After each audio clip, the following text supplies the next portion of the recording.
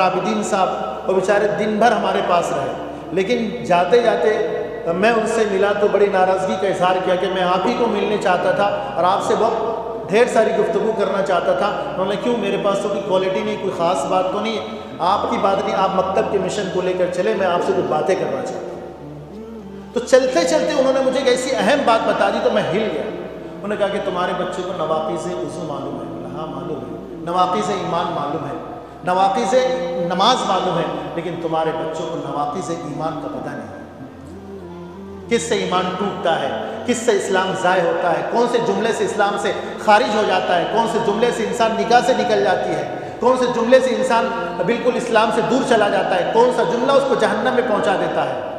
صبح میں مسلمان شام میں کافر، شام میں مسلمان صبح میں کافر، ایسے کون سے جملے سے یہ مسلمان کافر بنتا ہے، یہ کہیں پر بھی پڑھایا نہیں جاتا ہے۔ اپنے پاس کہیں ایسا تو عنوان ہے کہ نواقض اسلام، نواقض ایمان نہیں ہے نا ہمارے پاس۔ پھر ہم نے کبھی سوچا کیا؟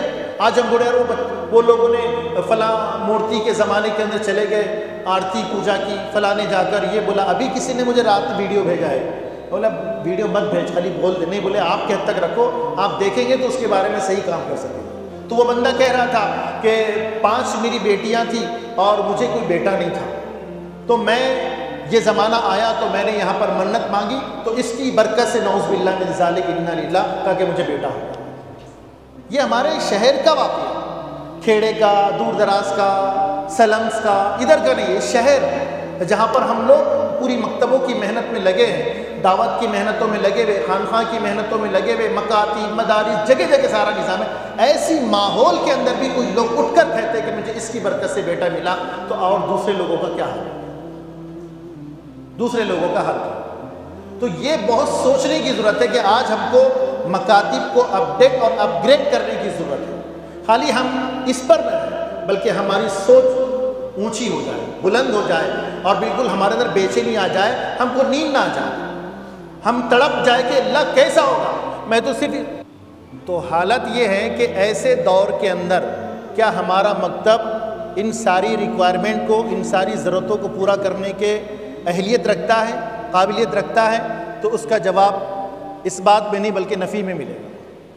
آج تو ہم اس پر خوش ہیں کہ ہم لوگوں نے صرف ناظرہ پڑھا لیا، ہم لوگ صرف ان کو چند دعائیں یاد کرا لیے اور چند احادیث ان کو یاد کرا لیے۔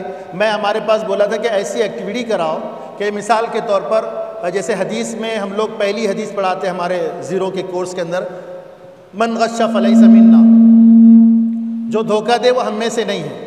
بچہ صرف اس حدیث کو رٹتا ہے، اب اس بچہ صرف اس حدیث کو رٹ رہا ہے، لیکن کیا اس حدیث کے مطلب کو، مفہوم کو سمجھنے کی اہلیت اس کے اندر ہوئی ہے؟ نہیں نا، خالی انہیں پڑھ لیا من غش فلیس منا کہ جو دھوکہ دے ہم میں سے نہیں، تو کیا اس حدیث کے ساتھ آخر تک جمع رہے گا کہ دھوکہ دینا یہ آپ علیہ السلام کی امت میں سے نکل جانے کے مترادف ہے؟ یہ آپ علیہ السلام کا طرز عمل نہیں ہے دھوکہ دینا، یہ مسلمانوں کا شیوا نہیں ہے دھوکہ دینا؟